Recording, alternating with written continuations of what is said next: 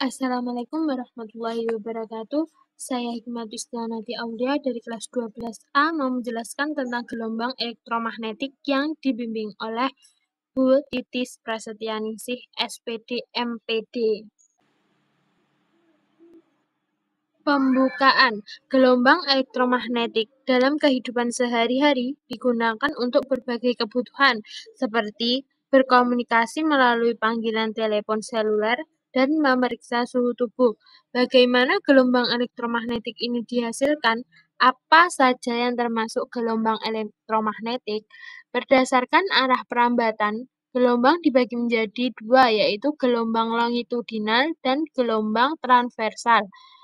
Arah rambat gelombang transversal tegak lurus terhadap arah getarnya, sedangkan arah rambat gelombang longitudinal sejajar dengan arahnya getarnya. Berdasarkan medium perambatannya, terdiri dari gelombang mekanik dan gelombang elektromagnetik. Gelombang mekanik adalah gelombang yang memerlukan medium perambatan, sedangkan gelombang elektromagnetik tidak memerlukan medium perambatan. Perambatan gelombang elektromagnetik. Gelombang elektromagnetik dihasilkan dari perambatan medan listrik dan medan magnet yang saling tegak lurus melewati ruang. Teori gelombang elektromagnetik pertama kali dikemukakan oleh James Clerk Maxwell 1831 sampai 1879 pada tahun 1865 dengan hipotesisnya bahwa perubahan medan magnet dapat menimbulkan medan listrik. Sebaliknya, perubahan medan listrik dapat menimbulkan perubahan medan magnet. Medan listrik dihasilkan dari sebuah muatan listrik, sedangkan medan magnet dihasilkan oleh perubahan medan magnet. Sehingga ketika muatan berosilasi dihasilkan perubahan medan listrik dan medan magnet. Jika proses ini berulang secara terus-menerus, maka medan listrik dan medan magnet yang arahnya tegak lurus akan merambat membentuk gelombang elektromagnetik. Seperti contoh di bawah ini. Besar medan listrik dan medan magnet yang dihasilkan dipengaruhi oleh besar arus listrik dari sumber tegangan. Demikian juga arahnya dipengaruhi oleh arah arus pada kawat tersebut.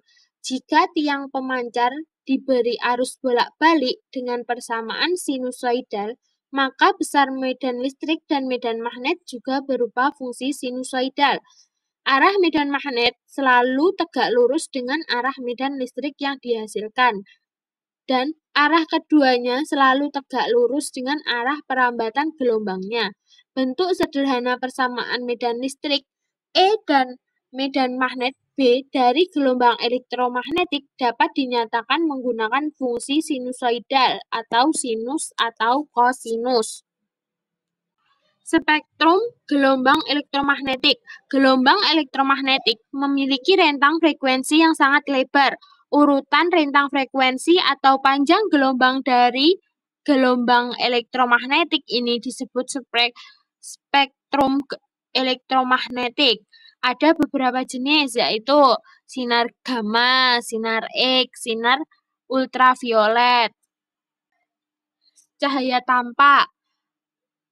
Cahaya tampak sebagai radiasi elektromagnetik yang paling dikenal oleh kita dapat didefinisikan sebagai bagian dari spektrum gelombang elektromagnetik yang dapat dideteksi oleh mata manusia. Panjang gelombang tampak bervariasi tergantung warnanya, yaitu 1. Ungu, 2. Biru, 3. Hijau, 4. Kuning, 5. Jingga. Ada juga sinar inframerah, gelombang radio, gelombang mikro. Energi gelombang elektromagnetik. Gelombang elektromagnetik membawa energi yaitu dalam bentuk medan listrik dan medan magnet. Maxwell merumuskan hubungan antara kuat medan listrik dan kuat medan magnet adalah sebagai berikut. C sama dengan E per B. C, laju perambatan gelombang, E medan listrik, B medan magnet. Suatu gelombang elektromagnetik mempunyai medan listrik dan medan magnet, sehingga gelombang elektromagnetik juga membawa rapat energi besar energi persatuan volume Rapat energi listrik dinyatakan sebagai rumus di bawah ini. Jreng, jreng, jreng. Pemanfaat gelombang elektromagnetik. Berikut adalah poin-poin penting dari setiap bagian pemanfaatan gelombang elektromagnetik dalam kehidupan sehari-hari. 1. Sinar gamma dan sinar X. Sinar gamma digunakan untuk membunuh sel kanker, sterilisasi alat medis, dan bedah saraf. Sinar X dimanfaatkan dalam pencitraan medis untuk mendiagnosis penyakit dengan melihat perbedaan intensitas yang diserap oleh jaringan tubuh, terutama pada tulang. Bahaya sinar X dan gamma adalah resiko ionisasi sel yang dapat merusak jaringan tubuh. Sinar ultraviolet atau disebut dengan sinar UV. Sinar UVA 320-400 membantu pembentukan vitamin D dan digunakan dalam terapi penyakit kulit seperti psoriasis. Sinar UVB 280-320 memiliki efek berbahaya seperti kerusakan kulit dan kanker jika terpapar berlebihan. Sinar UV juga digunakan dalam sterilisasi peralatan medis, makanan, dan udara, serta dalam industri atau pendeteksi kebakaran semikonduktor. Cahaya tampak. Cahaya tampak digunakan dalam estetika dan kedokteran, seperti sinar laser untuk terapi kecantikan, lasik, serta menghancurkan batu ginjal dan tumor. Laser memiliki aplikasi yang luas karena dapat dikonsentrasikan dengan intensitas tinggi. Ada juga warna cahaya, yaitu 1. Ungu, pemanfaatannya untuk pencahayaan dan fotografer. 2. Biru, pemanfaatan meningkatkan suasana hati. 3. Hijau, pemanfaatan memindai barcode pemotongan. 4. Kuning, pemanfaatan untuk pencahayaan dan peringatan bahaya. 5. Jingga, pemanfaatan membantu proses fotosintesis dan penyembuhan tulang.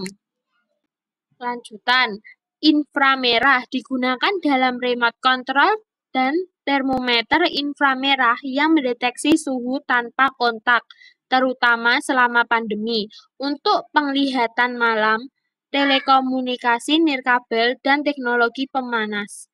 Gelombang mikro. Pada radar, gelombang mikro mendeteksi jarak, sudut, dan kecepatan objek dengan mengukur waktu pantulan sinyal yang dikirim ke objek, misalnya pesawat atau kendaraan. Gelombang radio digunakan dalam teleskop. Radio memungkinkan pembuatan peta permukaan benda langit yang terhalang oleh debu atau atmosfer jika dilihat melalui teleskop optik.